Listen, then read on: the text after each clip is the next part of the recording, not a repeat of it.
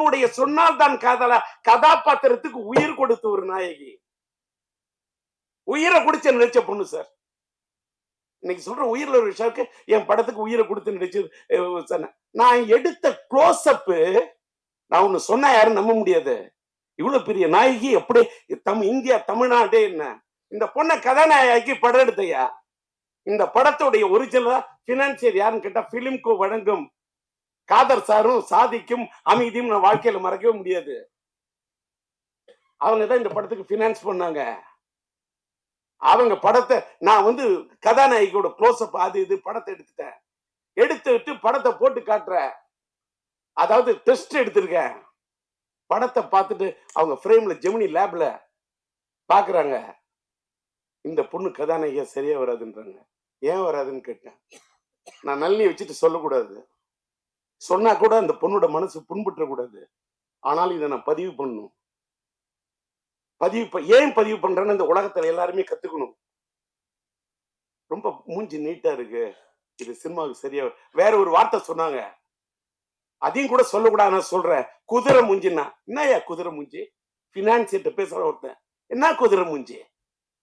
உனக்கு தெரியுமா குதிரையோட அருமை?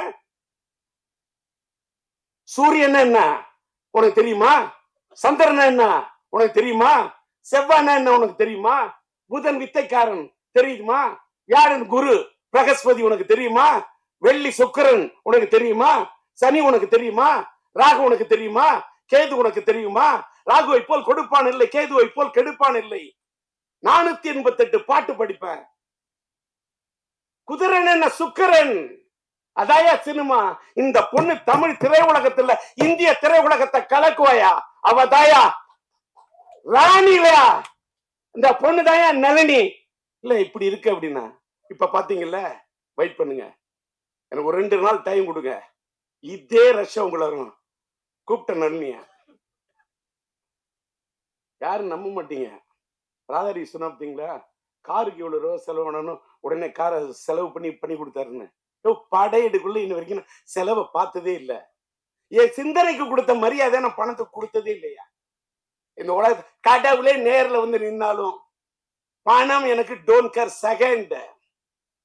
நான் பணத்துக்காக வாழ்ந்ததே இல்லை, இப்பவும் வாழல. இப்ப கூட உயிர் ஒரு விஷயம் எடுத்துட்டு நான் வந்து அப்படியே இதுல சம்பாதிச்சு அதுக்கெல்லாம் இல்லையா.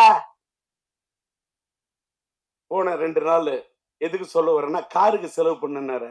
என் கதாநாயகி நான் செலவு பண்ண எப்படின்னு சொல்றேன். நான் தானே தயாரிப்பாளர் தஞ்சை சினியாட்ஸ். சொன்ன யாரும் நம்ப மாட்டீங்க. 4000 அடி பிலிம் வாங்கின அந்த காலத்துல. 4000 அடி பிலிமையும் இந்த பொண்ணை கூப்பிட்டேன். நீட்டு ஃபேஸ் தானே சொன்னான்.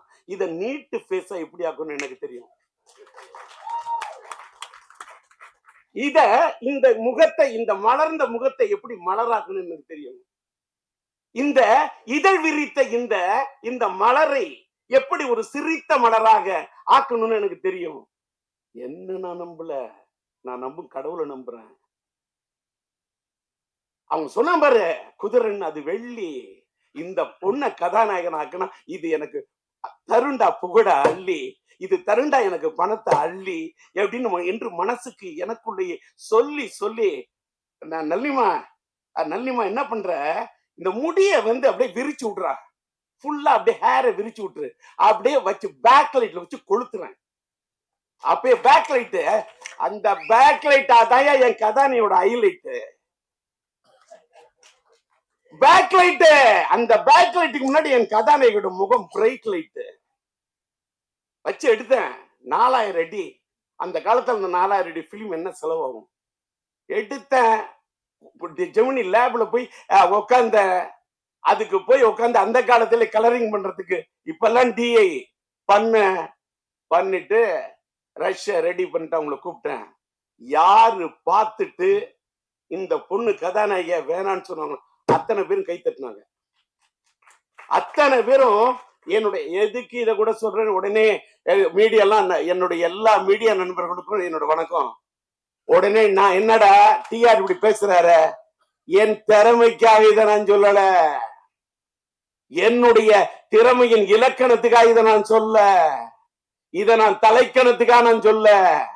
இந்த உலகத்துல ஒண்ணே ஒண்ணு நீங்க தெரிஞ்சுக்கணும், வாழ்க்கையில யாரு எப்ப எப்படி வருவாங்க, கீழே இருக்கிறவங்க மேல வருவாங்க, மேல இருக்கிறவங்க கீழே போவாங்கிறது ஆண்டவனுக்கு மட்டும்தான் தெரியும். அடுத்த எவனுக்குமே தெரியாது. படம் எடுத்தவனுக்கு கூட தெரியாது. ஒரு படம் வெற்றியா இல்லையான்னு படம் எடுக்கிறவனுக்கு தெரியாதியா. படம் பார்க்கக்கூடிய ரசிகனுக்கு மட்டும்தான் தெரியும். ஏன்னு கேட்டா அந்த படம் பார்க்கக்கூடிய ரசிகன் மனசுக்குள்ள இருக்கிறவன் படைச்ச இறைவன் யா. அதனாலதான் மக்கள் தீர்ப்பே மகேசன் தீர்ப்புன்னு சொன்னான். ஓட்டு குத்துறது கூட ஓட்டு போடுற வரைக்கும் ஓட்டு யாரு யாருக்கு போடுவோன்னு யாருக்குமே தெரியாது. ஓட்டு போடுறவன கை முடிவு பண்றது கிடையாது.